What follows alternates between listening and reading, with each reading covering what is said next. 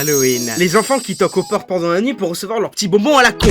De base, moi j'aime cette fête, mais dans ma ville qui est en haut de la France, je peux vous jurer que les gens sont des putains de radars. Tellement qu'une fois, quand j'étais gamin, on est passé dans une maison avec un pote à moi et on avait trouvé une petite mamie qui donnait des bonbons. Et elle nous avait passé un bonbon chacun. C'est déjà énorme pour ma ville. Et c'est pas les bonbons genre méga bons que les gens ils adorent, genre Haribo, Schtroumpf, banane, couille de mammouth, couille de chameau. Non, là c'était un bon vieux bonbon au lait fondu dégueulasse avec des poils dedans. Je sais pas qu'est-ce que c'était, mais c'était horrible. Aidez-moi s'il vous plaît, j'ai encore peur. Et en plus de ça, on avait regardé la date et je vous jure que la date elle était dépassée depuis 7 ans. Même moi je sais pas comment elle avait fait pour garder un bonbon plus de 7 ans dans sa putain de poche. Elle a dû le retrouver et dire bah Archam, c'était pas grave, je vais aller buter des gosses avec mon bonbon. Dans ma ville, ils fêtent plus vraiment Halloween et quand les gens toquent, on les envoie souvent bouler. Pendant un moment, j'ai même trouvé une putain de strate de baiser. On avait mis un papier, que j'avais accroché un papier sur la porte comme quoi on donnait pas de bonbons parce qu'on était fin du mois et c'était la haine. Et il y avait un con de gosse qui avait sonné comme un gros golemon de fils de. Je lui ai donné une poignée de bonbons et quand j'avais glissé ma main dans son sac, j'ai posé les bonbons et j'ai repris encore plus de bonbons et je l'ai ressorti en mettant dans ma poche pour pas qu'il voit. Et je vous jure qu'à l'intérieur, il y avait des putains de bonbons qui coûtaient au moins 10 balles le paquet. Ah mais moi je vous jure les gars,